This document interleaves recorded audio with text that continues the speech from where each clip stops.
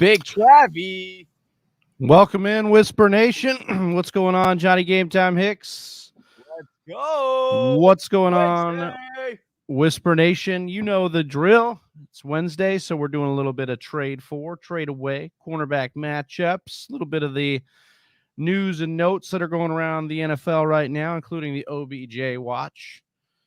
But Johnny, I mean, Big Travy's been on the OJ watch, like not the OJ Simpson watch, but the OBJ watch, like it's going out of style.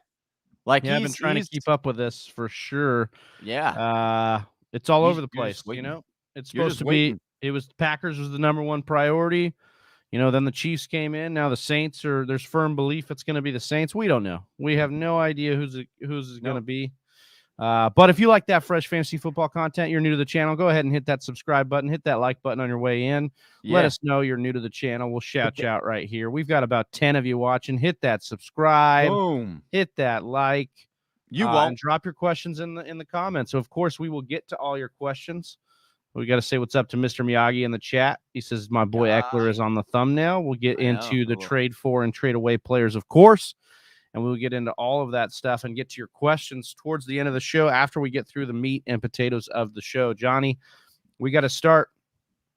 Don't talk about meat and potatoes this early, man. You're going to get me hungry. I got to start thinking prime roast or something like that now. Got me all hyped on food.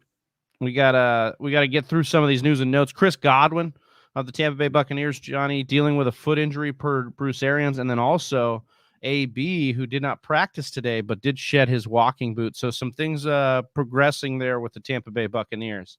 Yeah, not so good looking for Gronk. Gronk was out there yesterday, but now they're saying, they're not expecting him to play this week. So this is definitely going to be a monitor situation all throughout the week. So stick with us. Make sure you hit that subscribe and hit that bell because we'll be talking about it for sure.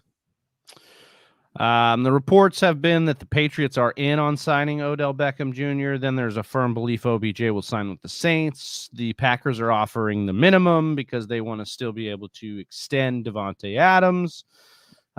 Just a lot of things at play here. Always excuses with these Packers, man. This has got to be frustrating. Just sign the man. Just sign him. You need him. Just sign him. I'm tired of this. They should have had Will Fuller last year at the deadline, went back and forth. Oh, I don't know if he's good enough. I don't know. Blah, blah. No, just sign the man. Will Fuller hasn't. How many games has Will Fuller played this year? Well, I'm just saying last year he was good. He did get suspended. But I'm just saying the whole point was pull the trigger. We'll see. Minimum isn't that, if he wants a contender real bad, he wants a really good quarterback, he should take the minimum, set himself up for a big contract in the offseason next year. And makes you think it's all talk. All talk.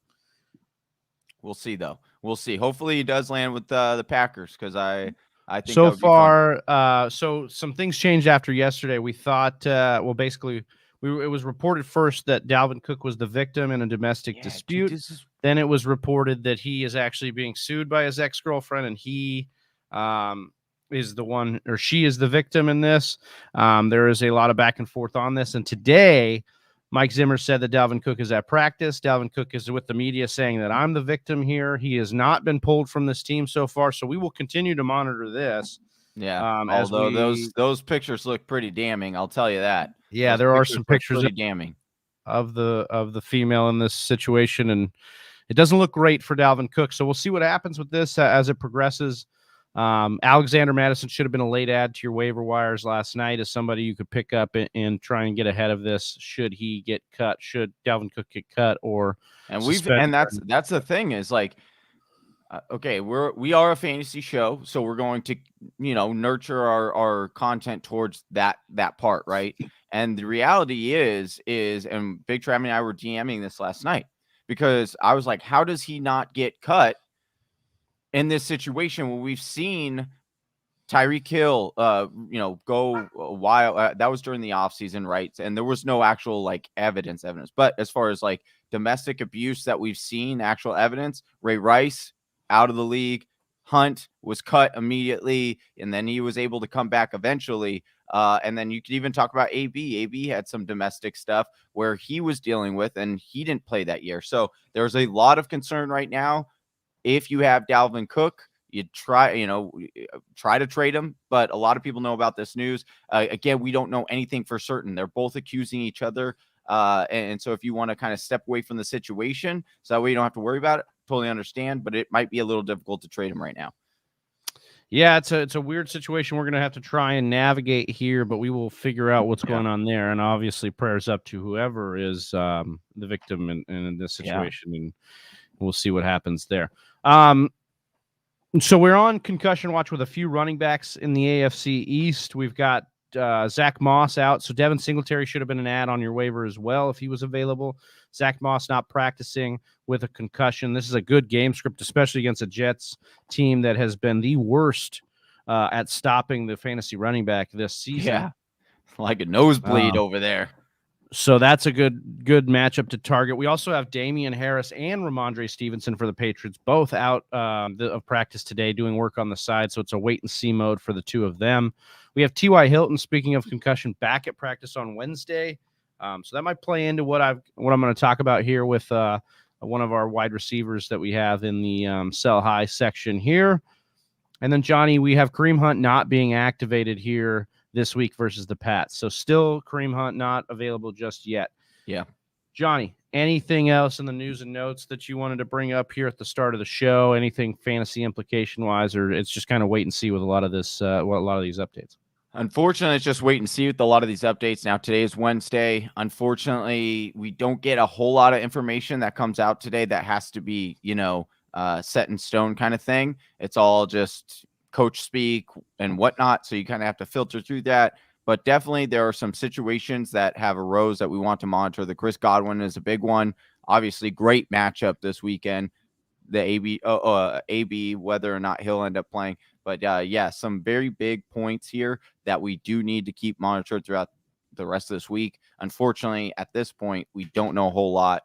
But practice media is starting to come out a little bit and tell us some things. But yeah, again, hit that subscribe. Stay with us. Love it. And we've got over 10 of you in the chat right now watching.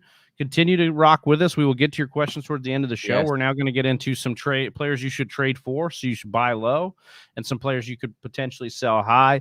If you want your questions immediately answered, you hit that super chat, and we will get you a Ric Flair woo and an answer to your question immediately. But, Johnny, we're going to get into this. We're going to get into some buy low and sell high. So, Johnny, why don't you start us off with your cover boy here, Austin Ekeler, and tell us why, presumably, this guy is going to be a buy low right now, who is a top 5 option, especially in PPR. It might be a little stretch, I get it. But, again, we want to present opportunities when they arise and help Whisper Nation, because, once again, one might not think, hey, right now is a good opportunity to buy low on Austin Ekeler because, in everyone's mind, Austin Ekeler has been beasting, which he has been.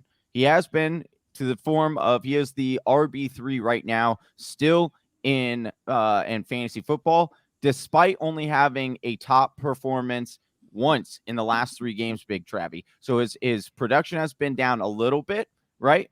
And then here's the big selling point and why I feel it is more obtainable right now to go and get Austin Ekeler. His performance has been down. He is dealing with that hip injury, right? We brought it up several times on this show. I did a little bit more digging into that injury, and it is not considered serious long-term, right? It's just he is dealing with kind of like a bruised kind of hip kind of thing. There's a lot of medical terms in there that I'm not educated enough to know, but I am educated enough to do the research on it and go to the right sources. And those sources are telling me, hey, it's not a big deal. So it's a green light going forward as of right now. So I do think because of, his people who have him might be a little bit worried about it. Right now is a perfect time. Last game, he just ran 17 times for only 59 yards. Not a spectacular week. He hasn't scored a touchdown in quite a few weeks, Travis. So people might say, hey, was it what we were seeing in the beginning a little bit more of a fluke, But here's what's good. He's seen 20 or more touches in 4 out of 5 games. He can help fantasy managers to a championship. I'm telling you, this is a guy that has a beautiful playoff schedule. The Chargers face the Kansas City Chiefs, Houston Texans, and Denver Broncos during that span. 2 of those 3 teams, Travis, are below average in fantasy points allowed to running backs. The one exception is Denver, but they did start off strong, and this is why we continue to look at all the data, not just the whole season long. You start to look at season and you start to break it down because of injuries.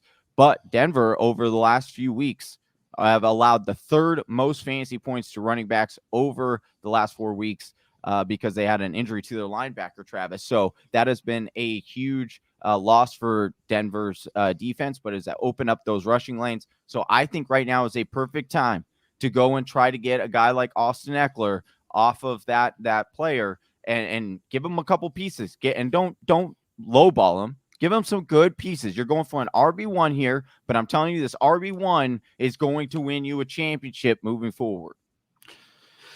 Yeah, this is a I wouldn't say risky, but this comes with it takes a lot of gonads to try and go trade for Austin Ekeler. You might have to give up quite a bit, but maybe you can dip and sell some of the injury risk there with Ekeler. I want to talk about one that might be a little bit easier to pull off here, and that is Terry McLaurin as my buy low. If we look at Terry McLaurin, he was a wide receiver 1 just a few weeks ago, given the buys, given his own injury situation and downturn in a couple weeks. He's now a wide receiver 2 in that territory. But I think that buy could be just what the doctor ordered for Terry McLaurin. He's seen 9 or fewer PPR points in 3 of his last 4 weeks prior to the buy, but he's still poised for a monster second half, Johnny. Dominant opportunity situation over there in Washington. 44% of the air yard share. That's second in the NFL. Johnny, he's got 500 air yards. That ranks 5th in the NFL. And you're like, oh, well, he's getting a bunch of targets. We know that.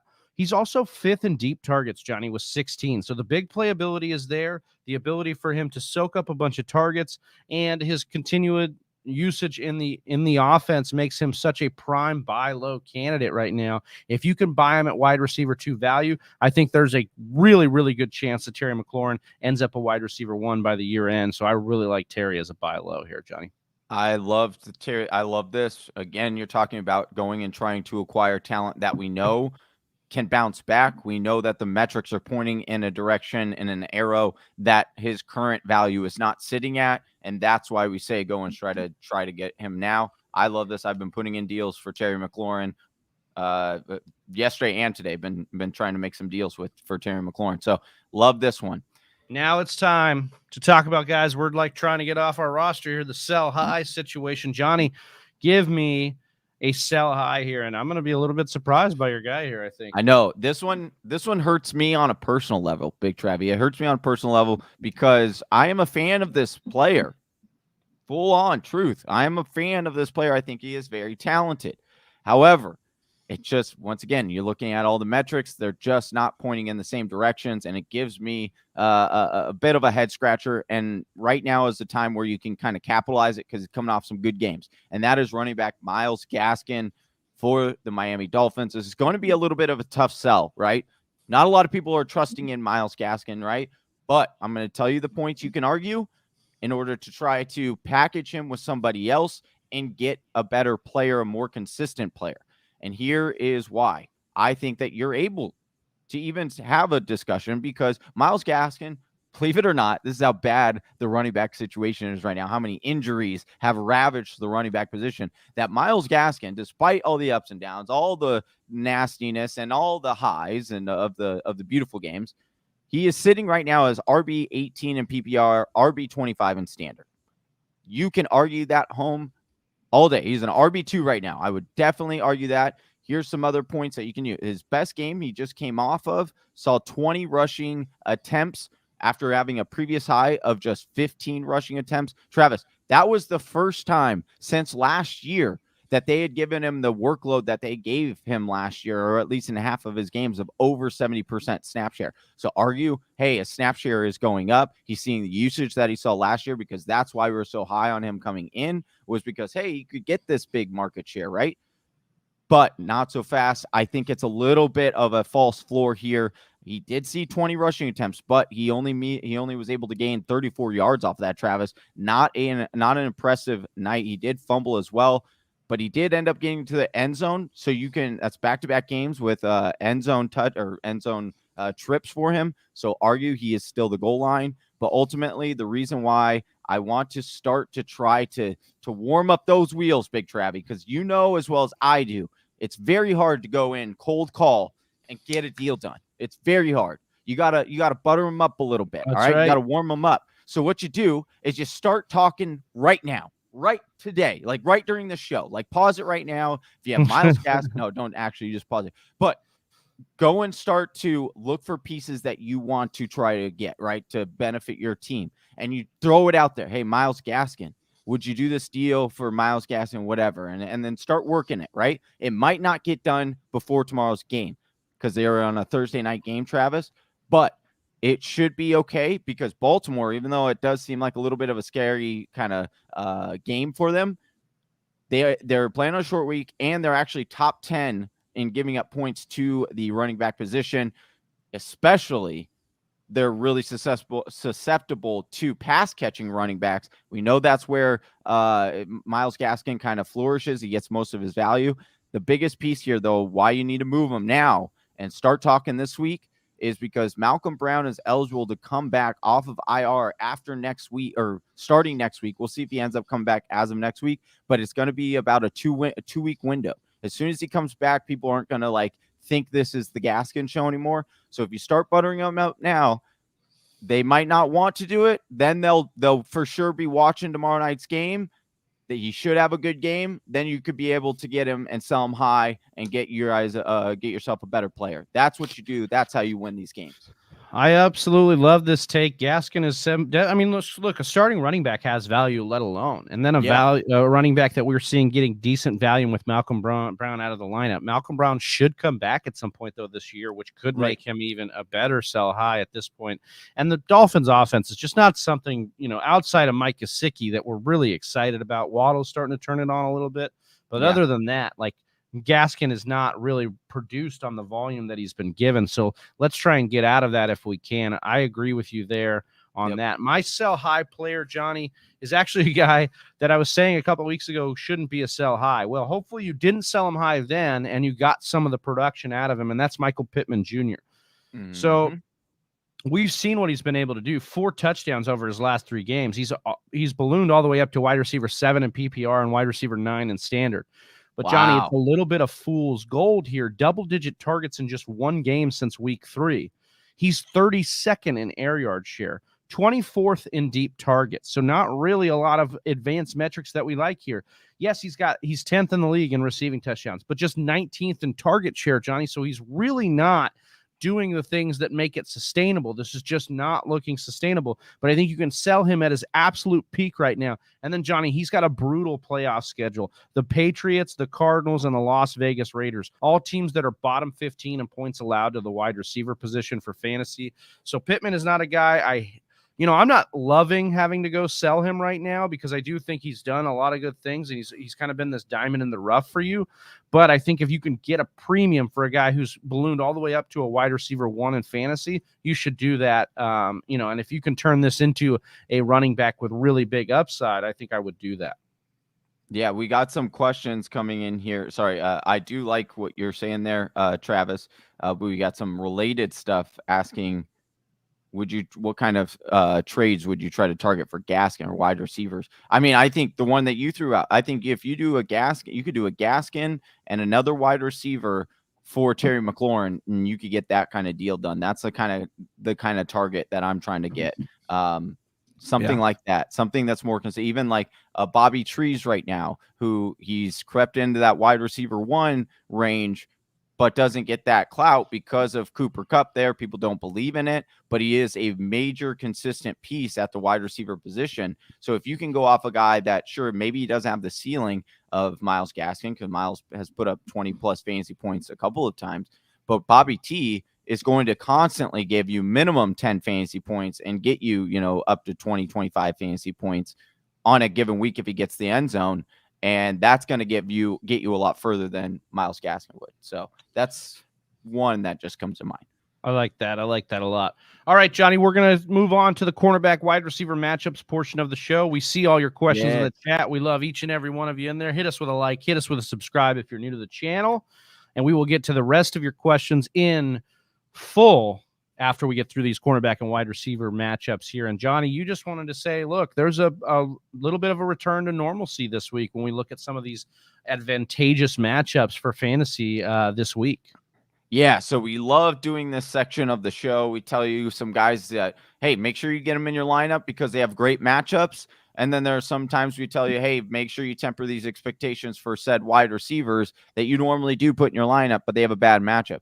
This week, Travis, it's been kind of, we joke about it, and it's fun. But the last couple of weeks have been real Twilight Zone-y, real funky, real out of this world, weird things happening, weird people scoring, not weird people, but not the normal. Some weird people, yeah. some weird people, maybe. But this week, we should get some normalcy, right? Why? Because we've got guys like if Chris Godwin ends up playing, we like his matchup. Stephon Diggs, another big name wide receiver, has been kind of not playing so well against the Jets. Love that matchup. DK Metcalf against Green Bay should bounce back as an alpha. Cooper Kupp against San Francisco. We know how much that wide receiver one just blows up for the or against San Francisco. So you like that matchup. Devontae Adams, same thing against Seattle. Great matchup. Hopkins, another good matchup if he ends up going. Watch his hamstring. And then A.J. Brown against the Saints. I know it's a little bit of a difficult, matchup when you look at it on paper, but DK getting Russ back. They need to win these games. I think you're going to see a very consistent week as far as those top performers returning like we're kind of expected and used to in fantasy football. Yeah, and I wanted to just double what you're saying there as somebody who's a little bit under the radar. If you're Tyler Lockett owner, you've been patiently waiting for Russ to come back.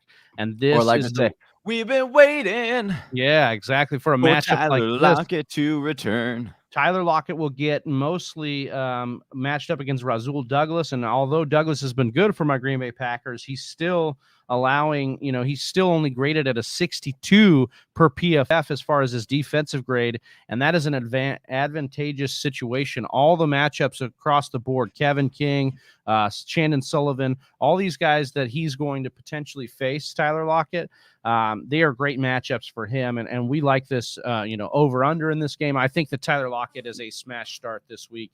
And I think similar to the DK situation with their guy back, they are in a good spot this week. Johnny, you wanted to talk about a temper expectation matchup, though, in a guy that we all like in fantasy, Justin Jefferson.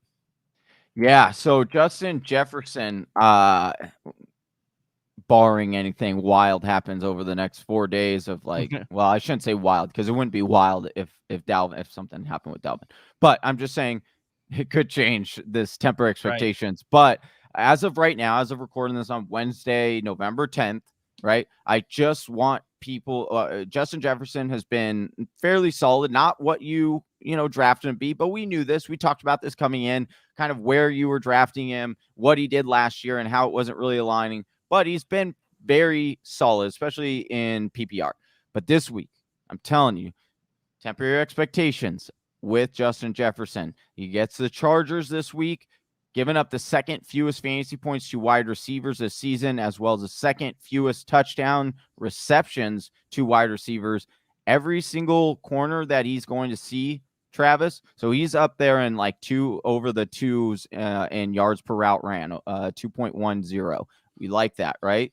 Well, you're looking at the corners. None of them give up nearly that much. The most one is Harris, who will give up 1.54 yards per route ran, but he's only should see him for about 19 snaps. So the other two, not well, half 0.19 and 0.31 fantasy points per route ran.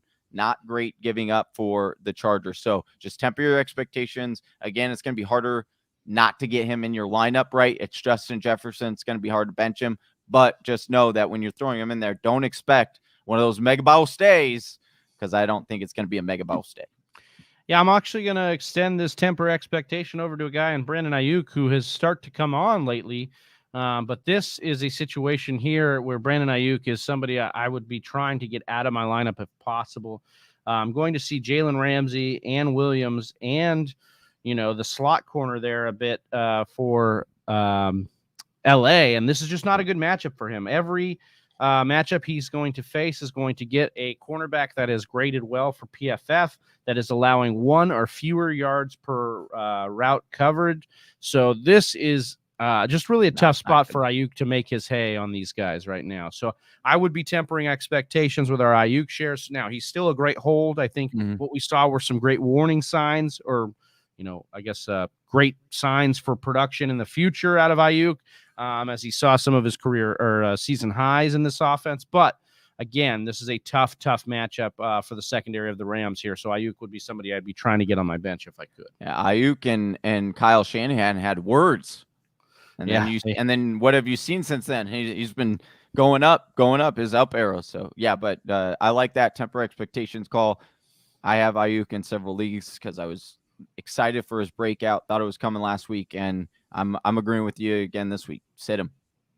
All right, guys, before we get into your questions, I just want to remind you, if you want that signed Joe Mixon jersey that we are giving away at the end of this month, then make sure you're subscribed over on patreon.com at the $10 level. That's patreon.com/the Fantasy Whisperers. Every single month, we're giving away a signed jersey to our patrons at the $10 level. And then you're also entered into our sports card giveaway. We just gave away a rookie Marquise Brown card. That was a great card to give away. We've given away Kyler Murray, Patrick Mahomes rookie card. So we have had a ton in there. So make sure you go over to patreon.com/the Fantasy Whispers and sign up today. All right, let's get through some of these questions here before we sign off with you. Josh Olson says, do I trade away Tyreek for Godwin and Swift, or Tyreek for Godwin and James Robinson? Oh man, if I could get Godwin and Godwin and Swift for Tyreek, I'm doing that deal. In PPR, I would like that deal quite a bit. Yeah, and I don't mind the Godwin. I have 0 RBs after Derrick Henry. Yeah, I think this is a good deal for you. I mean, Godwin obviously a little dinged up, but I think he'll probably be okay. We'll see what happens there. Yeah. Hockey Asin, what's up, fellas? What's up, Baki? What's up? He says, what's up? I got a trade offer for Christian McCaffrey, and I give up D-Hop and Leonard Fournette. Do you think I should do it? So you get CMC and you give up Hopkins and Fournette. I think I would do this deal, depending on what else you had here. I think this is a good deal where you're getting CMC back. He looked to be right back in line, 18 touches, came out of that game healthy. He continues to be the dominant force when he plays. Yeah. Mr. Miyagi says, almost pulled the trigger on Ekeler for Dak and Godwin. Oh, that would have been an interesting one. I think he had a better one. He said, so here's what, because Mr. Miyagi said, Eagle Fang has a different quarterback, but never mind. So we won't jump. But would you do this deal? Ekeler for Dak and Godwin? If I was giving up Dak and Godwin, I think I would do this depending on who my quarterback was. Yeah, I think I believe Mr. Miyagi's other quarterback is Hurts, if I'm not mistaken, and I would do this if it is. Gaskin and Tony for McLaurin. If you can get that deal done, I would do that deal. Yes, that's a great deal too. That is a great deal. What kind of QB could you target for Gaskin, Johnny? Quarterback? I think you can get maybe Mahomes. Yeah, you might buy the dip on Mahomes here. I did see some trades come through our DMs where a couple people were targeting Mahomes and they were giving up not much for him. And I was like, actually, I would probably do that deal because even though I'm like not completely sold that they can completely turn it around. But again, for what you're having to give up, I think, yeah, if you can get Pat Mahomes for Gaskin, I think even if you can go Gaskin for Waddle, Johnny, would you do that? I would not do this one. This is the one I would not. I wouldn't want to try to trade on the same team. Like if I'm trying to get out of Miami, or get rid of gas, I'm trying to get out of Miami just because of the uncertainty there. I don't think Waddle's a terrible play again, but is he going to give you quite the ceiling that you're kind of looking for right now when you're trying to get rid of Gaskin a little bit higher value? It's just not as nice of a move as you can make. Like I'd much rather try to target a McLaurin or a Woods or some of these wide receiver twos that could end up moving into that, low end wide receiver 1 range right now. That's not quite being valued right there. So T Higgins would be another guy that I might try to go after and acquire. We had him on a show. Kyler Murray and Melvin Gordon for Ekeler, Johnny. See, again, this would depend on my other quarterback situation that I have.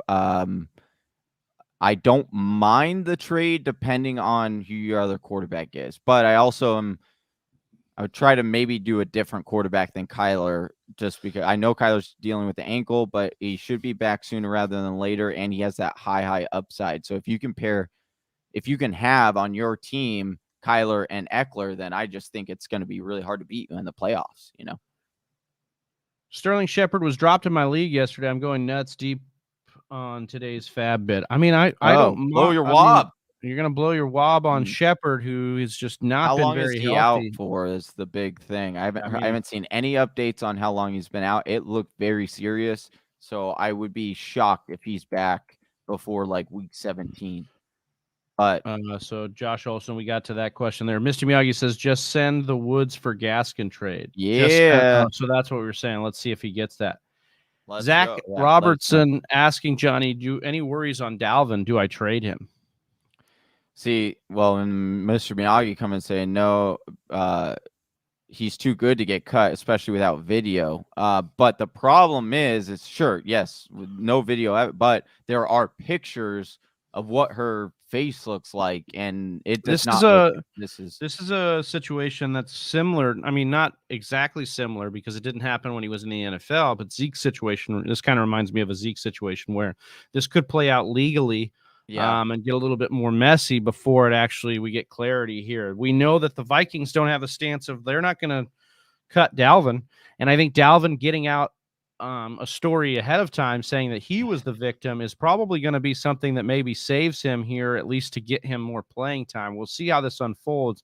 Yeah, but I think I would hold on to she said kind of thing. Yeah, and exactly. Then you're just in a difficult position. So it's hard to say again.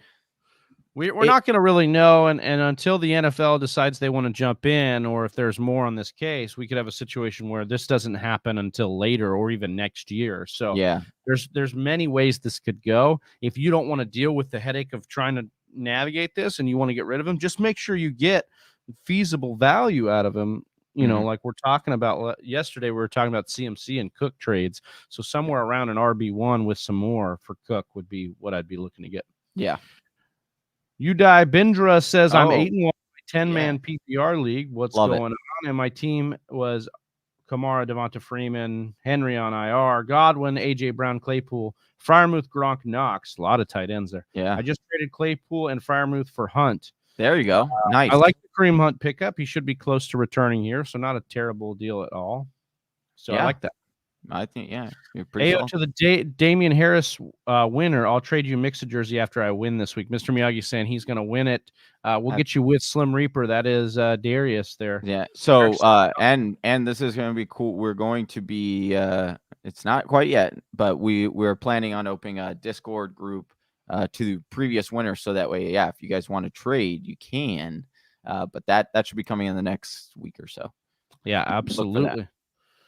Eric Saldana says Devonta Smith or James Conner at the flex, full point PPR. Give me James Conner right now. I mean, just eating right now. Yep. Jay Sandy says Swift or Mixon end of season or rest of season. Didn't mean to put the caps. It's okay. We got you. Right. Swift or Mixon rest of season in PPR. You can put Swift's name all in capitals on this show because I am a huge fan of my boy DeAndre. Obviously got his jersey on the wall. Oh, and that was also shout out for Jersey J. He was asking about it. He was wanting that jersey up there earlier, so I told him I'd do it because we're a fan of the people. Yes, Swift over Mixon rest of the season for me, especially PPR. If it's a PPR.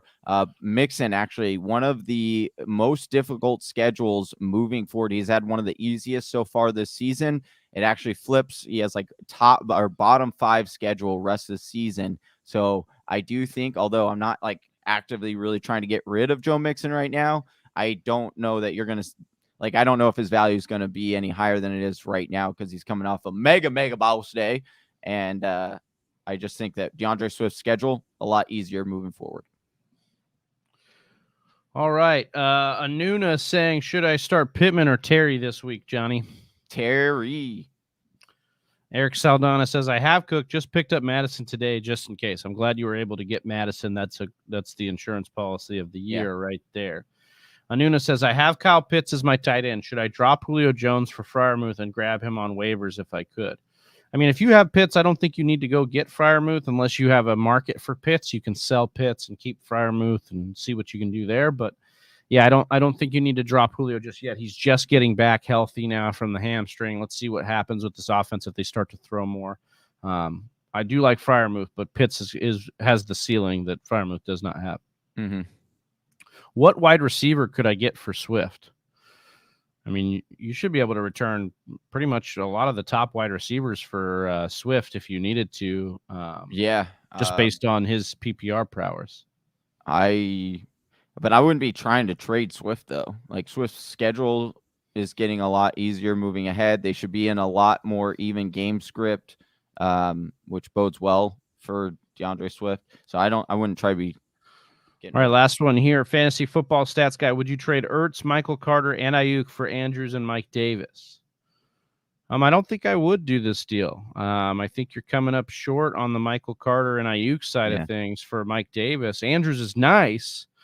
But maybe you could do something like Ertz and Ayuk for Andrews, and you wouldn't have to give up Michael Carter, who I think Michael Carter rest of season a lot better than Mike Davis, his outlook at least. So that would be something I'd be looking to do there. And especially this week with Mike White, Mike Effin White, dude. Yeah, dude, he'll be in there. So he's a check down king, and we know that.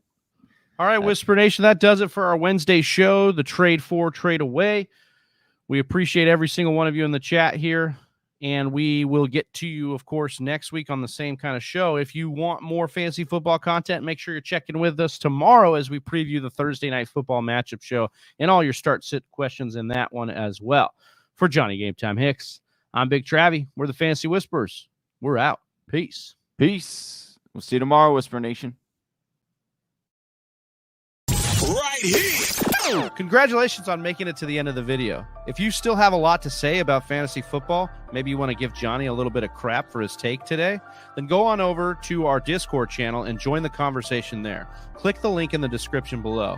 And if you still want more content, check out one of these videos. Homie, don't you hear the whispers?